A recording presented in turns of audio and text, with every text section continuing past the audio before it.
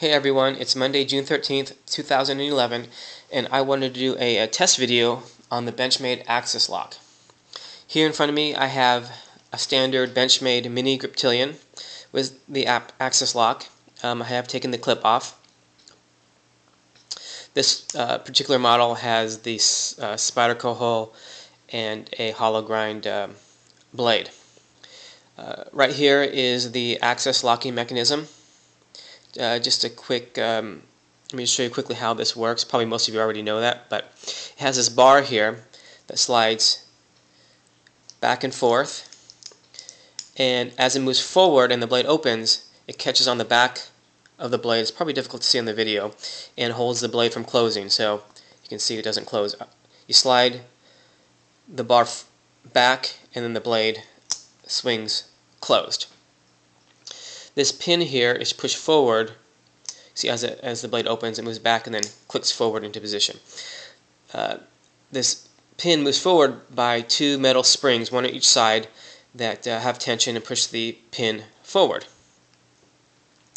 What I wanted to do is I wanted to find out what happens if one of those springs breaks. It's probably pretty difficult to see the spring, at least using the camera I have now. But it wraps around the pin and then attaches to the liner. But if you wonder what the spring looks like, well, I have one right here for you, if you can see that. So let's see here. There we go. So you have this loop here.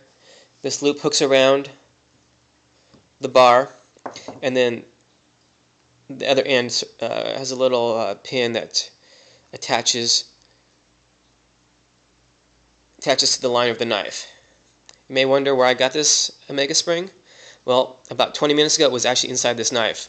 So I've actually already removed this spring. So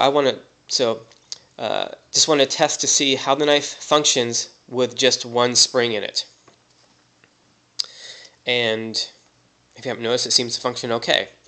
You just close it, opens up fine. You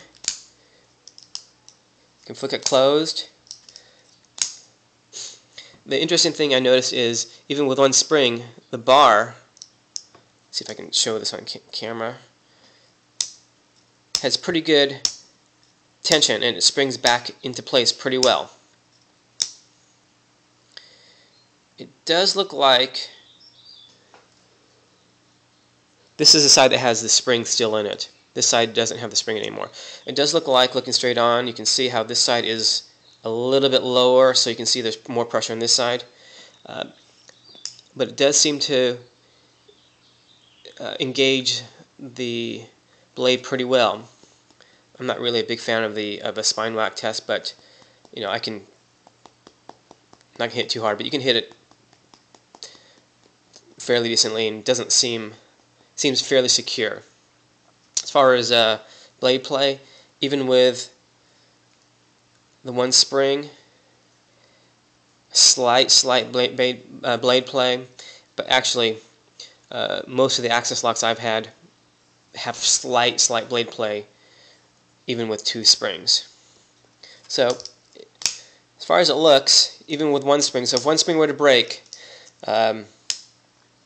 it looks like it's still a functional knife. Now, I probably would not want to use this. I probably want to get this fixed as soon as possible. And as I'm using it, I still would want to be very careful, knowing that there's only one spring. If that spring goes, potentially it could close on your hand. But in an emergency situation, at least this knife works with just the one spring. I think I might try and test it, what happens if both springs break at the same time. So I will be back in a sec. Okay, just back here for a sec. I was just taking the knife apart and was going to remove the second spring, but I just wanted to show you how the Axis lock works. So this is the Omega spring. It hooks to the pin here, and then there's a little hole in the frame where the other end hooks in, and you can sort of see. Don't want to get cut here, so I'll hold this differently. So as you pull back, see how you're going to do this here. As you pull back on the spring, like this, try this differently. There we go. This works better. As you pull back on the spring, the MIG spring presses it forward and it keeps tension going forward. So I just wanted to give you a quick look how that spring is attached to the pin and sort of the function of it. So let me take the other spring out and get back to you. Just a sec.